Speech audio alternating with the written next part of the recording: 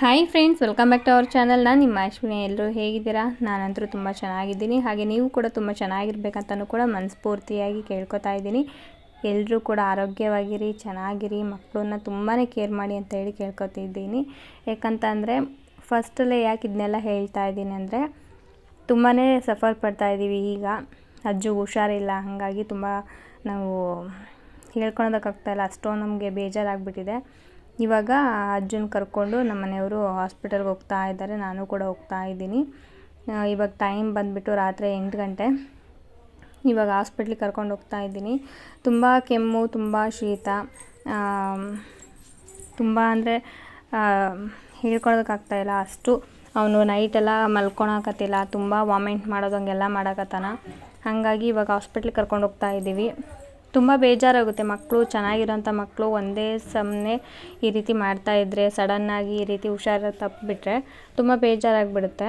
ಇವಾಗ ನಾವು ಹಾಸ್ಪಿಟಲ್ಗೆ ಎಂಟ್ರಿ ಆದ್ವಿ. ಇಲ್ಲೇ ನಾವು ಯಾವಾಗಲೂ ತೋರಿಸೋದು. ನಾನು ಚಿಕ್ಕವಳಿದ್ದಾಗಿಂದನೂ ಕೂಡ ಈ ಡಾಕ್ಟರ್ ಹತ್ರ ನಾವು ತೋರಿಸ್ತಾ ಇದ್ದೀವಿ. ತುಂಬ ಚೆನ್ನಾಗಿ ನೋಡ್ತಾರೆ ಈ ಡಾಕ್ಟರ್. ಹಾಗಾಗಿ ಇಲ್ಲೂ ಕಂಟಿನ್ಯೂ ಮಾಡಿದ್ದೀನಿ ಅಜಯ್ಗೆ. ಬ್ರಹ್ಮರಂಗೆ ಇಲ್ಲಲ್ಲ, ಇನ್ನೊಂದು ಹಾಸ್ಪಿಟಲ್ ಇದೆ, ಅಲ್ಲಿಗೆ ಕರ್ಕೊಂಡು ಹೋಗ್ತೀನಿ.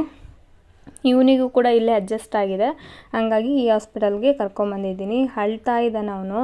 ನನಗೆ ಇಂಜೆಕ್ಷನ್ ಮಾಡಿಸ್ಬೇಡ್ರಿ ಅಂತ ಹೇಳಿ ಅಳ್ತಾ ಇದ್ದಾನೆ. ಮತ್ತು ಅವನಿಗೆ ತುಂಬ ಸುಸ್ತಾಗ್ತಾ ಇದೆ, ಹಾಗಾಗಿ ಅಳ್ತಾ ಇದ್ದಾನೆ. ನಾನು ಅಳಬೇಡಪ್ಪ, ಅಳಬೇಡ ಅಂತ ಹೇಳ್ತಾ ಇದ್ದೀನಿ. ಬಟ್ ಆದರೂ ಕೂಡ ಅವ್ನು ಕೇಳ್ತಾ ಇಲ್ಲ. ಅವ್ರ ಪಪ್ಪ ಇಲ್ಲಿ ವೆಯ್ಟ್ ಮಾಡ್ತಾ ಇದ್ದಾರೆ. ಯಾಕಂದರೆ ಪೇಷಂಟ್ಸು ಒಬ್ಬೊಬ್ಬರೇ ಹೋದ್ಮೇಲೆ ಇವರು ಕ್ಯೂವಲ್ಲಿ ಹೋಗುವಂಥದ್ದು. ಹಾಗಾಗಿ ಇಲ್ಲಿ ಟೋಕನ್ ಸಿಸ್ಟಮ್ ಅಂತಂದು ಏನಿಲ್ಲ. ಮತ್ತು ಇವನಿಗೆ ನಾನು ಸಮಾಧಾನ ಮಾಡ್ತಾನೇ ಇದ್ದೀನಿ, ಏನೂ ಆಗಲ್ಲ, ಸುಮ್ಮನಿರು ಅಂತ ಹೇಳಿ. ತುಂಬ ಸುಸ್ತಲ್ಲಿದ್ದಾನೆ ಅವನು, ತುಂಬ ಕೆಮ್ಮು. ಹಾಗಾಗಿ ಮತ್ತು ಅವ್ರ ಪಪ್ಪ ಅವನು ಹೇಳ್ತಾ ಇದ್ದಾರೆ, ಅವರು ಕೂಡ ಏನೂ ಆಗಲ್ಲ, ಸುಮ್ಮನಿರು, ಸಣ್ಣ ಇಂಜೆಕ್ಷನ್ ಮಾಡ್ತಾರೆ, ನೀವು ವಾಸಿ ಆಗಿಬಿಡ್ತೀಯ ಅಂತಂದೇಳಿ. ಹಾಗೆ ಫ್ರೆಂಡ್ಸ್, ಇನ್ನೊಂದು ಏನಂದರೆ, ನಾನು ಮಾಡಿದಾಗೆ ನೀವು ಕೇರ್ಲೆಸ್ ಮಾಡಬೇಡಿ. ಯಾಕಂದರೆ ನಾನು ಸುಮ್ಮನೆ ಕೇರ್ಲೆಸ್ ಮಾಡಿಬಿಟ್ಟೆ. ಜಾಸ್ತಿ ನಾನು ಮಕ್ಕಳ ಮೇಲೆ ತುಂಬ ಕೇರ್ ತೊಗೋತಾ ಇದ್ದೆ. ಆದರೆ ಈಗ ಸ್ವಲ್ಪ ನಾನು ಲೂಸ್ ಕೊಟ್ಬಿಟ್ಟೆ. ಅಂದರೆ ಇವನು ಜಾಸ್ತಿ ನೀರಲ್ಲಿ ಇವಾಗಿರೋದಕ್ಕೆ ಸ್ಟಾರ್ಟ್ ಮಾಡ್ದ, ನೀರಲ್ಲಿ ಆಟ ಆಡೋದು ಹಂಗೆಲ್ಲ ಮಾಡ್ತಾಯಿದ್ದ. ಹಾಗಾಗಿ ಅವನಿಗೆ ಶೀತ, ಕೆಮ್ಮು ಅನ್ನೋದು ಜಾಸ್ತಿ ಬಂದುಬಿಟ್ಟಿದೆ. ಅದರಲ್ಲೂ ಈಗ ಚಳಿಗಾಲ ಆಗಿರೋದ್ರಿಂದ ಆದಷ್ಟು ಮಕ್ಕಳನ್ನ ನಾವು ಎಷ್ಟು ಬೆಚ್ಚಗಿಡ್ತೀವೋ ಅಷ್ಟು ಅವರು ಚೆನ್ನಾಗಿರ್ತಾರೆ. ಅದರಲ್ಲೂ ಕೂಡ ಇವಾಗ ಕೊರೋನಾ ಅಂತಂದೆಲ್ಲ ಮತ್ತೆ ಸ್ಟಾರ್ಟ್ ಆಗಿದೆ. ಯಾಕಪ್ಪ ಇದು ಮತ್ತೆ ಬರ್ತಾಯಿದೆ ಅಂತಂದು ನಮಗೂ ಕೂಡ ಭಯ ಆಗ್ತಾಯಿದೆ. ಇದು ನೆಕ್ಸ್ಟ್ ಡೇ ವ್ಲಾಗು. ನೈಟು ನಾವು ಏನು ವೀಡಿಯೋ ಮಾಡೋದಕ್ಕಾಗಲಿಲ್ಲ, ಯಾಕಂದರೆ ಅವನ್ನ ನೋಡೋದೇ ನನಗೆ ತುಂಬ ಇದಾಯಿತು. ಹಾಗಾಗಿ ನಾನು ವೀಡಿಯೋಸ್ ಏನು ಮಾಡಲಿಲ್ಲ. ಇದು ನೆಕ್ಸ್ಟ್ ಡೇ ಅವನು. ಮತ್ತು ಇನ್ನೊಂದು ಫ್ರೆಂಡ್ಸ್ ಏನಂದರೆ, ಮಕ್ಕಳಿಗೆ ಸ್ವಲ್ಪ ಕಷಾಯ ಅದೆಲ್ಲ ಮಾಡಿಕೊಡಿ, ಹಾಗೆ ಬಿಸಿನೀರನ್ನ ಕೊಡಿ. ಮತ್ತು ಮಕ್ಕಳನ್ನ ಥಂಡಿ ಗಾಳಿಗೆ ಬಿಡಬೇಡಿ, ಫ್ಯಾನ್ ಗಾಳಿಗೆ ಬಿಡಬೇಡಿ. ನಾವು ನಾನು ಲೇಝಿ ಮಾಡಿದಂಥದ್ದಂದರೆ, ನಾನು ಅದಕ್ಕೆ ಜಾಗೃತಿ ವಹಿಸ್ಬೇಕಿತ್ತು, ಆದರೆ ನಾನು ಜಾಗೃತಿ ವಹಿಸಲಿಲ್ಲ. ಫ್ಯಾನ್ ಗಾಳಿ, ನೆಕ್ಸ್ಟ್ ಅವನು ಹೊರಗಡೆ ನೀರಲ್ಲಿ ಆಟ ಆಡಿದ್ದು, ಮತ್ತು ಮಕ್ಕಳ ಜೊತೆ ಹೋಗಿ, ಇವಾಗ ಮಕ್ಳಿಗೆ ಗೊತ್ತಾಗಲ್ಲ, ಅವ್ರಿಗೂ ಕೂಡ ಶೀತ ಕೆಮ್ಮಾಗಿರುತ್ತೆ, ಅವ್ರ ಜೊತೆ ಹೋಗಿ ಆಟ ಆಡೋದು ಹಂಗೆಲ್ಲ ಮಾಡಿ ಅದು ಇವನಿಗೆ ಕನ್ವರ್ಟ್ ಆಯಿತು. ಹಾಗಾಗಿ ಇವಾಗ ನಾವು ಅದರಿಂದ ಸಫರ್ ಮಾಡ್ತಾಯಿದ್ದೀವಿ. ಅವನಿಗೆ ಸ್ವಲ್ಪ ಏನಾದರೂ ಹುಷಾರು ತಪ್ತಾ ಅಂದರೆ ತುಂಬಾ ಅವನು ಅದರಲ್ಲಿ ನರಳ್ತಾನೆ ಅಂತಲೇ ಹೇಳ್ಬೋದು. ಅವನು ತಡ್ಕೊಳೋದಿಲ್ಲ ಯಾವುದೂ ಕೂಡ. ಭ್ರಮರ ಆದರೆ ಒಂದು ಸ್ವಲ್ಪ ಏನಾದ್ರೂ ಕೂಡ ಅವಳು ತಡ್ಕೋತಾಳೆ, ಸ್ಟ್ರಾಂಗ್ ಇದ್ದಾಳೆ. ಆದರೆ ಇವನು ಆ ರೀತಿ ಸ್ಟ್ರಾಂಗ್ ಇಲ್ಲ. ಅವ್ನು ಚಿಕ್ಕದು ಏನಾದರೂ ಆದರೂ ಕೂಡ ಅವ್ನು ತಡ್ಕೊಳೋದಿಲ್ಲ, ಹತ್ತು ಬಿಡ್ತಾನೆ ಅವನು.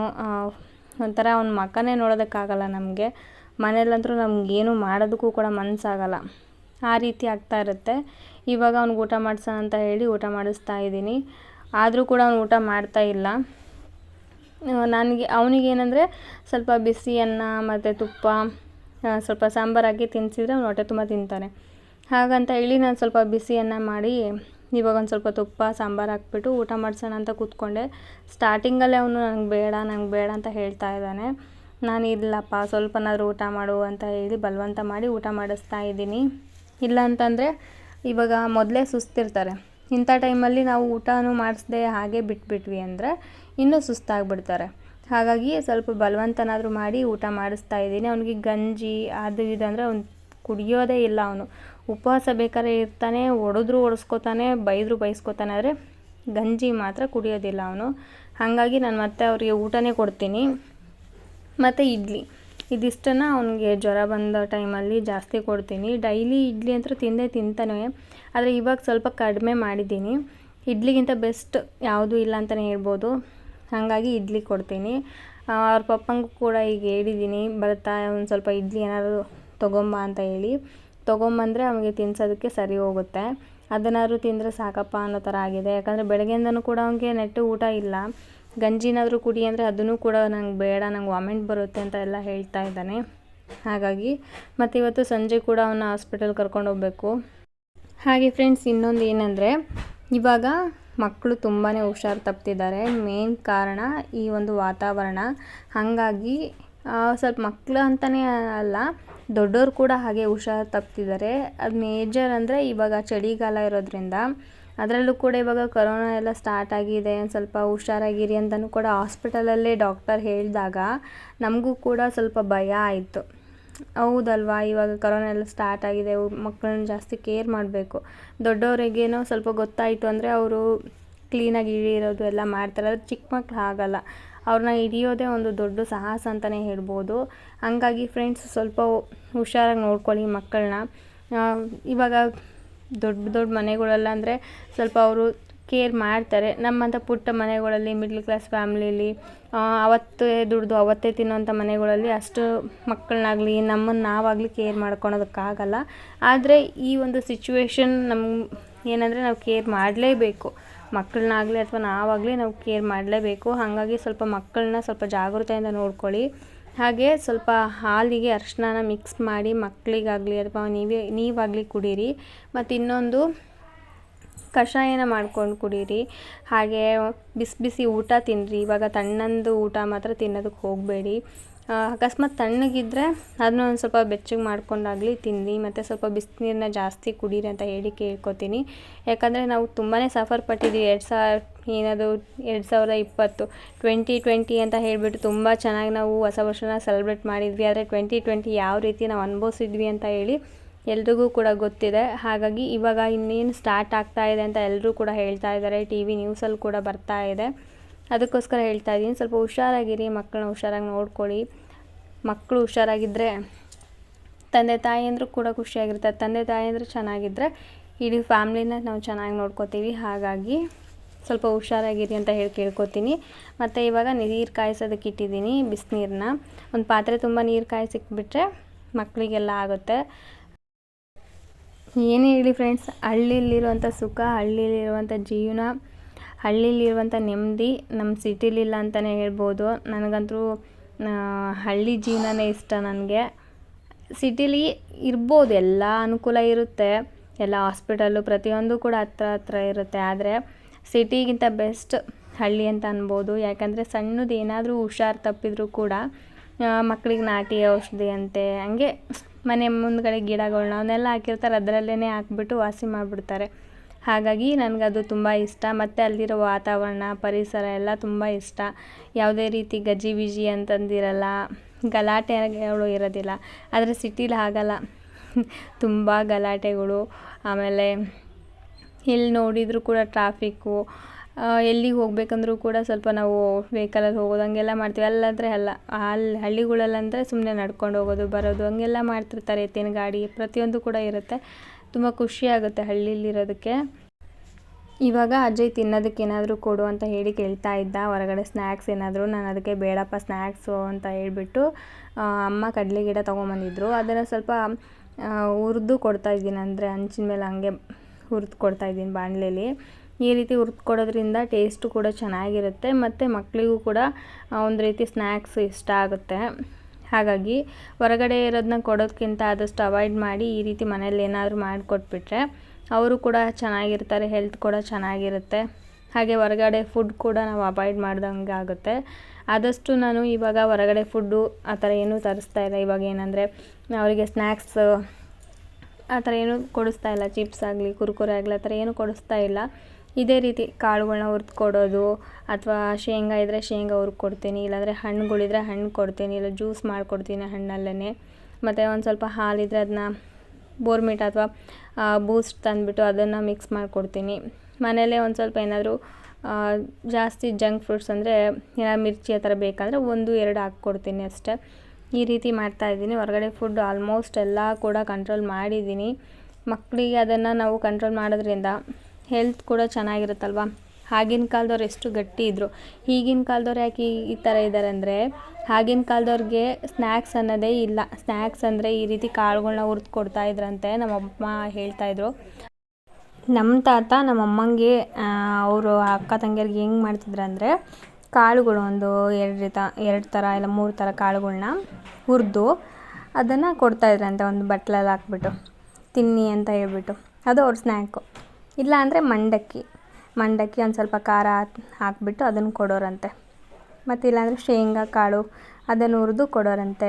ಆಮೇಲೆ ರಾಗಿ, ಹಸಿ ರಾಗಿ ಇರುತ್ತಲ್ವ ಗಿಡದಲ್ಲಿ, ಅದನ್ನು ತೊಗೊಂಬಂದ್ಬಿಟ್ಟು ಅದನ್ನು ಹುರಿದು ಅದನ್ನು ಸುಟ್ಟು ಅದನ್ನು ಬಡಿದ್ಬಿಟ್ಟು ಅದನ್ನು ಕೊಡೋರಂತೆ ತಿನ್ನೋದಕ್ಕೆ. ಮತ್ತು ಹಸಿ ಜೋಳ ತೊಗೊಂಬಂದು ಕೊಡೋರಂತೆ.